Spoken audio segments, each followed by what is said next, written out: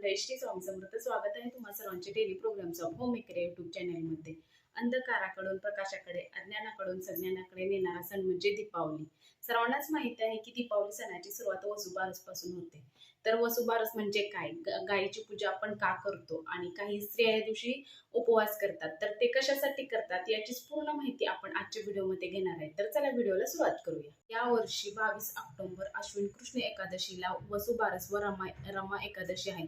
या दिवसाला अनन्यसाधारण असं महत्त्व आहे. समुद्र मंथनातून 5 कामधेनू उत्पन्न झाल्या होत्या. त्यातील नंदा या नावाच्या धेनूला उद्देशून हा सण साजरा केला जातो. वसुबारस या शब्दातील वसु म्हणजे धन आणि बारस म्हणजे द्वादशी. या दिवशी आपल्याला गायी व वासराची पूजा करायची असते. तर विधिवत पूजा कशी करायची, तर गायीच्या पायावरती अगोदर आपल्याला पाणी घालायचं आहे. त्यानंतर गायीला हळदी कुंकू घालायचं आहे. फुलं असतील तुमच्याकडे तर फुलांचा हार घालायचा आहे आणि गायीला गोड खाऊ नैवेद्य घालायचा आहे. त्याचबरोबर गायीला एक मनोमन प्रार्थना करायची आहे. हे सर्वात्मक व सर्व देवांनी अलंकृत असे नंदिनी माते, तू माझे मनोरथ सफल कर, अशा आपल्याला गायीला प्रार्थना करायची आहे. या दिवशी तेला तुपात तळलेले पदार्थ खात नाहीत. तसेच गायीपासून जे आपल्याला पदार्थ मिळतात, दूध, दही, तूप, ताक हे देखील खात नाहीत. या दिवशी गायीला उडदाचे वडे तसेच गोडाधोडाचा नैवेद्य घालायचा असतो. त्याचबरोबर आपल्या घरामध्ये लक्ष्मीचे आगमन व्हावे यासाठी आपल्याला या दिवशी गायी व वासराची पूजा करायची असते. भारतीय संस्कृतीमध्ये गायीला फार महत्त्व आहे. अगदी तिला माताही म्हटले जाते.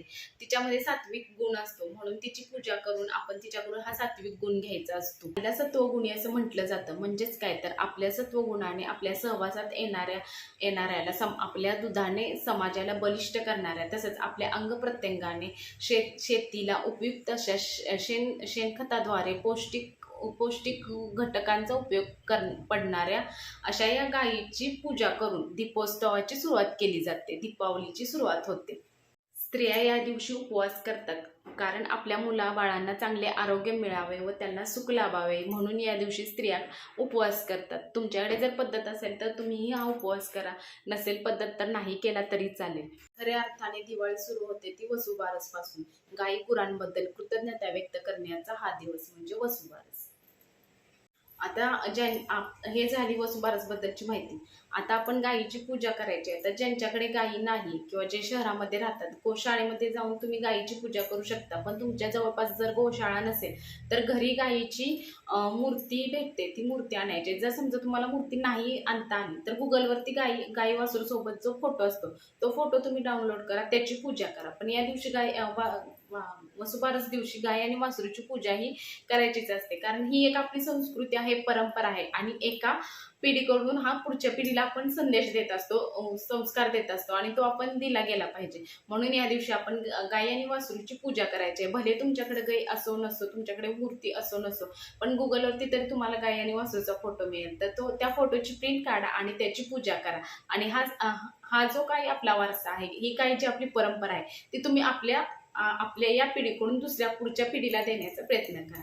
तर आता ज्यांच्याकडे गाई वगैरे नाही आणि मूर्ती आहे, तर त्याची आपण कशी पूजा करायची आणि मांडणी कशी करायची हे बघूया. इथे पूजेची मांडणी करून घेतलेली आहे. मांडणी करताना अगोदर रांगोळी काढलेली आहे, गोपद्म काढलेला आहे. असंच गोपद्म आपल्याला तुळशीपुढे देखील काढायचं आहे आणि त्याच्यानंतर अशी मांडणी करून घेतलेली आहे. कोणतीही पूजा करताना अगोदर आपण दिवा लावतो, तर मी इथे दिवा लावून घेतलेला आहे. तुम्ही जर देवाऱ्यातच पूजा मांडणार असाल तर गणपती बाप्पांची वेगळी स्थापना करायची गरज नाही. आणि जर सेपरेट मांडणी करणार असाल तर आपल्याला गणपती बाप्पांच्या अगोदर स्थापना करून घ्यायची आहे. त्यासाठी गणपती बाप्पांना आपल्याला ओम गण गणपती नमः म्हणत 11 वेळा हा मंत्र म्हणत अभिषेक करून घ्यायचा आहे. तरी ते मी अभिषेक करून घेतलेला आहे आणि गणपती बाप्पांना त्यांच्या जागेवरती ठेवलेलं आहे. आता गणपती बाप्पांना आपल्याला हळदी कुंकू अर्पण करायचं आहे. हे गणपती बाप्पा मी तुम्हाला हळदी कुंकू लावत आहे. त्यानंतर अक्षता व्हायच्या आहेत. हे गणपती बाप्पा मी तुम्हाला अक्षता वाहत आहे आणि त्याच्याबरोबर गणपतीच्या आवडीचं आपल्याला जास्वंदीचं फूल व्हायचं आहे. हे गणपती बाप्पा मी तुम्हाला जास्वंदीचं फूल वाहत आहे. त्यानंतर गणपती बाप्पांना आपल्याला गुळ खोबऱ्याचा नैवेद्य दाखवायचा आहे, तर तो इथे मी दाखवून घेत आहे. त्यानंतर आपल्याला बाळकृष्णांच्या मूर्तीवरती अभिषेक करायचा आहे. तर बाळकृष्णाच्या मूर्तीवरती अभिषेक का करायचा? तर कृष्ण म्हटलं की गाई, भगवान कृष्णांनी गायीची खूप सेवा केलेली आहे आणि गाईला देखील भगवान कृष्ण अतिप्रिय आहेत. म्हणून आजच्या दिवशी आपण बाळकृष्णाच्या मूर्तीवरती अभिषेक करायचा आहे. ओम नमो भगवते वासुदेवाय नमः म्हणत या मंत्राचा जप करत आपल्याला अभिषेक करायचा आहे. 11 वेळा जप करायचा आहे. पाण्याने करा, दुधाने करा किंवा पंचामृताने, कशानेही अभिषेक केला तरी चालेल. इथे मी बाळकृष्णाच्या मूर्तीवरती अभिषेक करून घेतलेला आहे. तर अभिषेक करून झाल्यानंतर आपल्याला वस्त्राने पुसवून घ्यायचं आहे बाळकृष्णांची मूर्ती आणि विड्याचे 2 पाने ठेवलेले आहेत, त्याच्यावरती थोडेसे तांदूळ टाकलेले आहेत आणि त्याच्यावरती आता बाळकृष्णांना विराजमान करायचं आहे.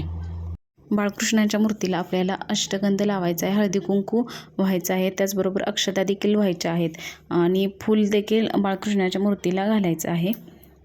बाळकृष्णांना तुळस देखील अत्यंत प्रिय आहे, तर आपण या दिवशी तुळस देखील व्हायची आहे आणि त्याच्याबरोबर फुलं देखील व्हायची आहेत बाळकृष्णाला. त्यानंतर बाळकृष्णाच्या मूर्तीला नैवेद्य दाखवायचा आहे. फळाचा वगैरे तुम्ही नैवेद्य दाखवू शकता, तर इथे मी साखरेचा नैवेद्य दाखवत आहे. आता आपल्याला गाय वासरूची पूजा करून घ्यायची आहे. तर इथे माझ्याकडे गाई आणि वासरूची मूर्ती आहे. तर अगोदर गाईच्या पायावरती पाणी घालायचं आहे. थोडं थोडं करून गाईच्या पायावरती पाणी घालायचं आहे. ओम नमो भगवते वासुदेवाय नमः या मंत्राचा जप करत करत आपल्याला गाईच्या मूर्तीला अभिषेक करायचा आहे. अभिषेक करून झाल्यानंतर मूर्ती आपण रुमालाने पुसून घ्यायची आहे आणि मूर्ती देखील आपण विड्याच्या पाण्यावरती ठेवून घ्यायची आहे. गाईला हळदी कुंकू लावून गाईची पूजा करून घ्यायची आहे. फुल व्हायचं आहे. गाईचे जे वासरू आहे त्याची देखील आपण पूजा करून घ्यायची आहे आणि त्या वासरूला देखील फुल व्हायचं आहे. त्यानंतर आपल्याला गाईला गुळाचा नैवेद्य दाखवायचा आहे. तर अशा पद्धतीने साधी सोपी आपण मांडणी करायची आहे. ही मांडणी तुम्ही सकाळी जरी केली तरी चालेल किंवा संध्याकाळी जरी केली तरी चालेल.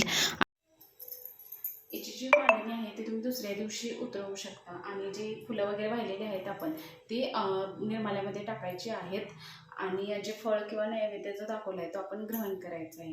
व्हिडिओ कसा वाटला हे कमेंटमध्ये सांगायला विसरू नका. व्हिडिओ आवडल्यास व्हिडिओला लाईक आणि चॅनलला सबस्क्राईब करायला विसरू नका. भेटू पुन्हा एका अशाच व्हिडिओसोबत. श्री स्वामी समर्थ.